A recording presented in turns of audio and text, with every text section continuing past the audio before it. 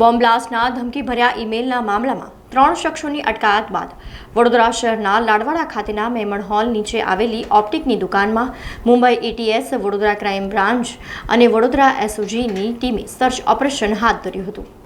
Email મારફતે RBI governor શશિકાંતા દાસ તેમજ કેન્દ્રીય વિત્ત મંત્રી નિર્મલા સીતારમણને ધમકી પાઠવવાના મામલે સર્ચ ઓપરેશનના ભાગરૂપે મુંબઈ એટીએસની ટીમ સાથે વડોદરા શહેરની એસઓજી અને ક્રાઇમ બ્રાન્ચની ટીમને સાથે રાખી વડોદરાના 4 દરવાજાના અંદર આવેલા લાડવાડા વિસ્તારમાં મેમણ હોલની નીચે આવેલી ઓપ્ટિકની દુકાનમાં સર્ચ ઓપરેશન હાથ ધરવામાં આવ્યું હતું। સૂત્રો દ્વારા મળતી માહિતી મુજબ આરોપીઓ દ્વારા ઓપ્ટિકલના માલિકનો ફોન અથવા તો ઇન્ટરનેટ વાપરવામાં આવ્યું હોઈ શકે તેવી પ્રાથમિક માહિતીના આધારે સર્ચ ઓપરેશન હાથ ધરવામાં આવ્યું છે। હાલ મુંબઈ એટીએસના અધિકારીઓ તેમજ વડોદરા એસઓજી અને ક્રાઇમ બ્રાન્ચની ટીમે સર્ચ ઓપરેશન કર્યું છે। ઓપ્ટિકના માલિક શંકાસ્પદ હોવાથી મુંબઈ એટીએસે તપાસનો દોર શરૂ કર્યો છે। અન્ય કોઈ ગુનાહિત પ્રવૃત્તિ સાથે તો આ શંકાસ્પદ વ્યક્તિઓ જોડાયેલા નથી તે દિશામાં પણ પોલીસે તપાસ હાથ ધરી છે।